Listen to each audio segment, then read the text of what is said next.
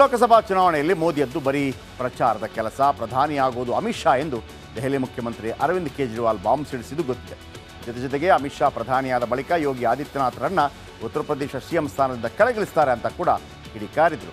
ಆದರೆ ಕೇಜ್ರಿವಾಲ್ ಮಾತಿನ ಹಿಂದಿನ ಮರ್ಮದ ಬಗ್ಗೆ ಹೇಳ್ತೀನಿ ನಾನು. ಅದಕ್ಕೂ ಮೊದಲು ಯಾವ ರೀತಿಯ ಒಂದು ದಾಳ ಉರುಳಿಸಿದ್ದಾರೆ ಕೇಜ್ರಿವಾಲ್ ಅಂತಂದರೆ ಐ ಐ ಟಿಯಲ್ಲಿ ಕಲಿತಂಥವ್ರು. ಯಾಕಂದರೆ ಜನರಿಗೆ ಒಂದು ರೀತಿಯಲ್ಲಿ ಒಂದು ಕನ್ಫ್ಯೂಸ್ ಮಾಡುವಂಥ ಪ್ರಯತ್ನ. ರಾಜಕೀಯದಲ್ಲಿ ಎಲ್ಲವೂ ಸಾಧ್ಯ ಇದೆ. ಅರವಿಂದ್ ಕೇಜ್ರಿವಾಲ್ ಜೈಲಿಂದ ಹೊರಬಂದಂಥವ್ರು 50 ದಿನಗಳ ನಂತರ ಏನು ಹೇಳಿದ್ದಾರೆ ಕೇಳಿಸ್ಕೊಂಡು. अब मोदी जी अगले साल 17 सितंबर को रिटायर होने वाले हैं, तो मैं बीजेपी से पूछना चाहता हूं आपका प्रधानमंत्री का दावेदार कौन है? तो मैं लोगों को, देश के लोगों को आगाह करना चाहता हूं, मोदी जी अपने लिए वोट नहीं मांग रहे। मोदी जी अमित शाह को प्रधानमंत्री बनाने के लिए वोट मांग रहे हैं। ನೋಡಿ, 1950ರಲ್ಲಿ ಜನಿಸಿದಂಥವ್ರು ನರೇಂದ್ರ ಮೋದಿ ಮುಂದಿನ ವರ್ಷ 75 ವರ್ಷ ಆಗುತ್ತೆ. ಮುಂದಿನ ನವೆಂಬರ್ನಲ್ಲಿ ಅವರು 75 ವರ್ಷ ಆಗುತ್ತೆ, ರಿಟೈರ್ಡ್ ಆಗ್ತಾರೆ. ಹಾಗಾಗಿ ನೋಡಿ, ಮುಂದಿನ ವರ್ಷದಿಂದ ಅಮಿತ್ ಶಾ ಪ್ರಧಾನಿ ಆಗ್ತಾರೆ ಹೇಳಿದ್ದಾರೆ. ಅವರ ಹೇಳಿಕೆಯಲ್ಲಿ ತಪ್ಪೇನೂ ಇಲ್ಲ. ಯಾರ ಹೇಳಿಕೆಯಲ್ಲಿ? ಅರವಿಂದ್ ಕೇಜ್ರಿವಾಲ್ ಹೇಳಿಕೆಯಲ್ಲಿ ತಪ್ಪೇನಿಲ್ಲ. BJP ಮಾಡ್ಕೊಂಡಿದೆ 75 ವರ್ಷ ಅಂತೇಳಿ. ಆದರೆ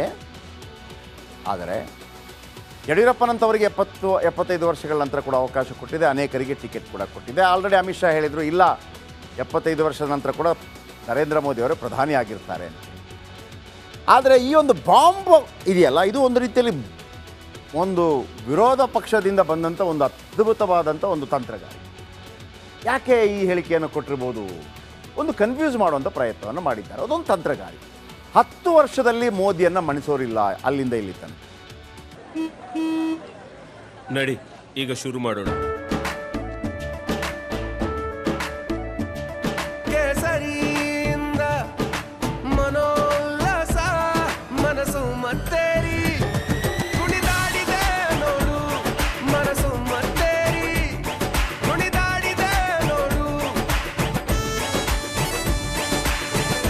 ಕ್ಷಣ ಕ್ಷಣವೂ ಆಚರಿಸಿ ಕೇಸರಿ ಹಬ್ಬ. ವಿಮಲ್, ಬಾಯಲ್ಲಿ ಹೇಳಿ ಕೇಸರಿ. ಕಳೆದ 10 ವರ್ಷದಿಂದ 2014ರಿಂದ 24ರ ತನಕ ಇಲ್ಲಿ ತನಕ ಮೋದಿಯ ನಂಬರ್ 1 ಅದರಲ್ಲಿ 2 ಮಾತಿಲ್ಲ.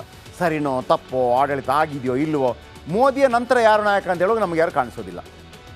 ಇದೇ ಮೋದಿಯ ವಿರುದ್ಧ ಅರವಿಂದ್ ಕೇಜ್ರಿವಾಲ್ ಎಲೆಕ್ಷನಲ್ಲಿ ನಿಂತಿದ್ರು ವಾರಣಾಸಿಯಲ್ಲಿ. ಮೋದಿ ಮುಂದೆ ಕೇಜ್ರಿವಾಲ್ ಸೋತೋಗಿದ್ದರು.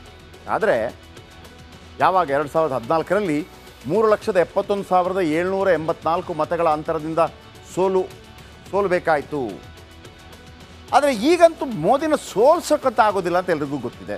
ಅವರ ಪ್ರಭಾವ ಕೂಡ ಇದೆ ಅಂತ ಗೊತ್ತಿದೆ. ಅದರಲ್ಲಿ 2 ಮಾತಿಲ್ಲ. ಅದಕ್ಕೇನು ಮಾಡೋದು ಈಗ? ಏನಾದರೂ ಒಂದು ಬೇಕಲ್ಲ.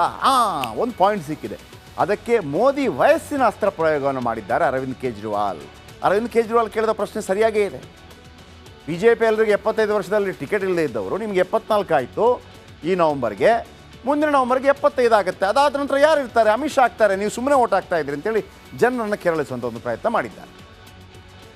ಯಾಕೆ ಅಂತಂದರೆ ಮೋದಿ ಅಂದರೆ ಸಾಕು, ಓಟ್ ಬೀಳುತ್ತೆ ಅಂತ ಗೊತ್ತಿದೆ. ಮನೆ ಮನೆ ತಲುಪಿದೆ ಮೋದಿ ಗ್ಯಾರಂಟಿ. ಮೋದಿಯನ್ನು ನಂಬ್ತಾರೆ. ಅಮಿತ್ ಶಾ ದಾಳ ಉರುಳಿಸಿದ್ದಾರೆ ಕೇಜ್ರಿವಾಲ್. ನೀವು ಆಗ್ತಿರೋದು ಮೋದಿಗಲ್ಲ, ಅಮಿತ್ ಶಾಗೆ ಹಾಕಬೇಡಿ ಅನ್ನುವಂಥದ್ದು. NDA ಗೆದ್ದರೆ ಅಮಿತ್ ಶಾ ಪ್ರಧಾನಿ ಆಗ್ತಾರೆ ಅನ್ನುವಂಥ ಒಂದು ಭ್ರಮೆಯನ್ನು ಹುಟ್ಟಿಸುವಂಥ ಪ್ರಯತ್ನವನ್ನು ಮಾಡಿದ್ದಾರೆ. ಈ ಭ್ರಮೆ ಹುಟ್ಟಿಸಲು ಮುಂದಾಗಿದ್ದಾರೆ ಕೇಜ್ರಿವಾಲ್. ಯಾಕಂತಂದರೆ ನರೇಂದ್ರ ಮೋದಿಗೆ ಹಾಕುವಂಥ ಓಟ್ ಇದೆಯಲ್ಲ, ಅದು ಮನಪೂರ್ವಕವಾಗಿ ಹಾಕ್ತಾರೆ ಜನ. ಅಮಿತ್ ಶಾ ಅಂದಾಗ ಆಗ್ತಾರಾ ಇಲ್ವಾ? ಈ ಒಂದು ಟ್ಯಾಕ್ಟಿಕ್ಸನ್ನು ಬಳಸಿದ್ದಾರೆ. ಇನ್ನು 3ನೇದು, ಪ್ಲ್ಯಾನ್ ನಂಬರ್ 3, ಭ್ರಷ್ಟಾಚಾರ ಹತ್ತಿರ ಬಿಟ್ಟುಕೊಂಡಿಲ್ಲ. ಮೋದಿಯವರ ಬಗ್ಗೆ ಭ್ರಷ್ಟಾಚಾರದ ಬಗ್ಗೆ ಯಾವುದೇ ಆರೋಪಗಳಿಲ್ಲ ಇಲ್ಲಿ ತನಕ. ಯಾವುದೇ ಆರೋಪ ಇಲ್ಲ. ಆದರೆ ಕೇಜ್ರಿವಾಲ್ಗೂ ಅಂಥದ್ದೇ ಹೆಸರಿತ್ತು. ಆದರೆ ಕೇಜ್ರಿವಾಲ್ ಏನಾಯಿತು, ಅಬಕಾರಿ ಹಗರಣದಲ್ಲಿ ಜೈಲು ಸೇರಿದ್ದಾರೆ. ಆಮೇಲೆ ಒಂದು ವೇಳೆ ಹೇಗಾದರೂ ಮಾಡಿ, ಯಾಕಂದರೆ ಈ ಕೆಲವು ಕಾನೂನುಗಳನ್ನು ತಿದ್ದುಪಡಿ ಮಾಡಲಾಯಿತು. ಕೇಜ್ರಿವಾಲ್ ಜೊತೆಗಿದ್ದ ಅನೇಕ ಮಂತ್ರಿಗಳು ಕೂಡ ಜೈಲು ಪಾಲಾದರು. ಅವ್ರಿಗೆ ಗೊತ್ತಿದೆ, ಮೋದಿ ಮತ್ತೊಮ್ಮೆ ಪ್ರಧಾನಿ ಆದರೆ ಮತ್ತೆ ನನ್ನ ಹಿಂದೆ ಬೀಳ್ತಾರೆ. ಈಗಾಗಲೇ ಸುಪ್ರೀಂ ಕೋರ್ಟ್ ಆದೇಶ ಕೊಟ್ಟ ಕಾರಣಕ್ಕಾಗಿ ಅವರಿಗೆ ಅವಕಾಶ ಸಿಕ್ಕಿದೆ. ಸೊ ಹಾಗಾಗಿ ಮೋದಿಯನ್ನು ಮಣಿಸಲೇಬೇಕಾಗಿತ್ತು. ಅದೊಂದು ಪ್ಲ್ಯಾನ್. ಇನ್ನು ಪ್ಲ್ಯಾನ್ ನಂಬರ್ 4, ಕುಟುಂಬ ರಾಜಕೀಯದ ವಿರುದ್ಧ ಮೋದಿ ಸಮರ ಸಾರುವವರು. ಈಗ ಅರವಿಂದ್ ಕೇಜ್ರಿವಾಲ್ ಕೂಡ ಕುಟುಂಬ ರಾಜಕೀಯದ ವಿರುದ್ಧ ಮಾತನಾಡಿದಂಥವರೇ. ಆದರೆ ಕೇಜ್ರಿವಾಲ್ ಜೈಲು ಸೇರಿದ್ದಾಗ ಅವರ ಪತ್ನಿಗೆ ಎಲ್ಲ ಅಧಿಕಾರ ಬಿಟ್ಟುಕೊಡ್ತಾರೆ. BJPಗೆ ಅಸ್ತ್ರವಾಗಿದ್ದರು ಸುನೀತಾ ಕೇಜ್ರಿವಾಲ್. ಮಾತಾಡಿ ಇದನ್ನೇ ಮಾಡಿದ್ರಾ ಅನ್ನೋಂಥ ಪ್ರಶ್ನೆ ಉದ್ಭವ ಆಗುತ್ತೆ. ಸೊ ಹಾಗಾಗಿ ಪ್ಲ್ಯಾನ್ ನಂಬರ್ 4 ಆಗಿ ಪ್ಲ್ಯಾನ್ ನಂಬರ್ 5 ಏನಪ್ಪ ಅಂತಂದರೆ, ಎಲೆಕ್ಷನ್ನಲ್ಲಿ ಮೋದಿ ಆ್ಯಂಡ್ ಯೋಗಿ ಜೋಡಿ ಹಿಟ್ಟು, ಅದರಲ್ಲಿ ಎರಡು ಮಾತಿಲ್ಲ. ಮೋದಿ ಏನಂತಾರೆ ಯಾರು ಅಂತ ಕೇಳುವಾಗ BJP ಯಾರನ್ನ ಕೇಳುವ ಯೋಗಿ ಅಂತಾರೆ. ಈಗ ಇಲ್ಲೊಂದು ತಂತ್ರಗಾರಿಕೆಯನ್ನು ಅರವಿಂದ್ ಕೇಜ್ರಿವಾಲ್ ಮಾಡ್ತಾರೆ. ನೋಡಿ, ನರೇಂದ್ರ ಮೋದಿ ಪ್ರಧಾನಿ ಆಗೋದಿಲ್ಲ, ಆದರೂ ಕೂಡ 1 ವರ್ಷ ಆಗಿರ್ತಾರೆ. ಆಮೇಲೆ ಅಮಿತ್ ಶಾ ಆಗ್ತಾರೆ ಪ್ರಧಾನಿ. ಅಮಿತ್ ಶಾ ಪ್ರಧಾನಿ ಆದ ಕೂಡಲೇ ಯೋಗಿಯನ್ನು ಕಿತ್ತಾಕ್ಬಿಡ್ತಾರೆ. ಯೋಗಿ ಮತ್ತು ಅಮಿತ್ ಶಾ ಮಧ್ಯೆ ಕಿತ್ತಾಟ ಶುರುವಾಗಲಿ ಅಂತ ಒಂದು ತಂತ್ರಗಾರಿಕೆಯನ್ನು ಬಿಡ್ತಾರೆ. ಯಾಕೆಂದರೆ ಉತ್ತರ ಪ್ರದೇಶದಲ್ಲಿ ಬರೋಬ್ಬರಿ 80 ಸೀಟ್ ಇತ್ತು. ಕಳೆದ ಬಾರಿ BJPಲಿ 62 ಸೀಟ್ ಗೆದ್ದಿತ್ತು. ಕಾಂಗ್ರೆಸ್ ಗೆದ್ದಿದ್ದೆಷ್ಟು ಗೊತ್ತಾ? ಒಂದೇ. ಯಾವುದು ಗೊತ್ತಾ? ರಾಯ್ಬರೇಲಿ. ನಿಮ್ಗೆ ಗೊತ್ತಿರಲಿ, ಈ ಬಾರಿ ಏನಾದರೂ 62 BJPಗೆ ಬಂದರೆ ಮತ್ತೊಮ್ಮೆ ಅದು 400 ಹತ್ರ ಹೋಗೋ ಸಾಧ್ಯತೆ ಇದೆ. ಅಂದರೆ ದಕ್ಷಿಣ ಭಾರತದಲ್ಲೂ ಜಾಸ್ತಿ ಪಡೀಬೇಕು. ಅಲ್ಲೇನಾದರೂ ಹೆಚ್ಚು ಕಡಿಮೆ ಆದರೆ ವೀಕ್ಷಕರೇ, ಅದನ್ನೇ ರಾಹುಲ್ ಗಾಂಧಿ ಹೇಳ್ತಾ ಇದ್ದದ್ದು.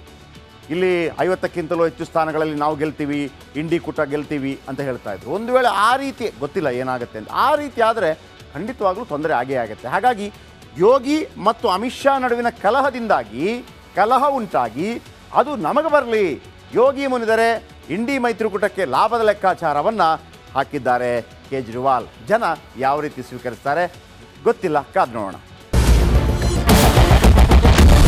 ಕ್ಯಾಪ್ಟನ್ ಅರ್ಜುನ್ ಕೊಂದಿದ್ದು ಯಾರು? ಅವ್ರ ನರೇಟಿವ್ ಎಲ್ಲಿ ತಂದಿಟ್ಟಿದ್ದಾರೆ ಅಂತಂದ್ರೆ ಸಂಪತ್ತನ್ನ ಹಂಚಿಬಿಡೋದು ಅಂತ. ಇದು ಸ್ಟುಡಿಯೋ ಟಿಪ್ಪು ಜಯಂತಿ ಮಾಡಕ್ಕೆ ಅವ್ರಿಗೆ ಖಂಡಿಸಿದ್ರು. Very nice. ಯಾರು ತಪ್ಪು ಮಾಡಿರೋದಿಲ್ಲಿ? ಓಲೈಕೆ ಹೇಳಿಕೆ ಇದು ಅಂತ ಹೇಳಿ ಯಾಕೆ ಪರಿಗಣಿಸಬಾರದು? ಕಿಚ್ಚಕ್ಕಲ್ಲ ಇದು ವೇದಿಕೆ. ಇದು ಫೋಟೋ ಎಲ್ಲರದು ಒಂದು ಟೈಮ್. ನಿಮ್ಮ ಸಮಯ ಮುಗಿದಿದೆ. ಅವ್ರು ಹೇಳೋಕ್ಕಿಂತ ಮುಂಚೆನೆ ಹೇಗೆ ಪ್ರತಾಪ್ ಸಿಂಹ ಪಾಸ್ ಕೊಟ್ಟಿದಂತ ಆಗ್ಲಿ ಡಿಕ್ಲೇರ್ ಆಗೋಗಿತ್ತು ಅಂತ ನನಗೊಂದು ಡೌಟ್ ಬಂತು. ಸಾಕು ನಿಲ್ಸಿ. ಕೆಟ್ಟ ಪದ ಬಳಕೆ ಕಾಂಬಿನೇಷನ್ ಇಟ್ಟಿಲ್ಲ ನಾವಿಲ್ಲಿ.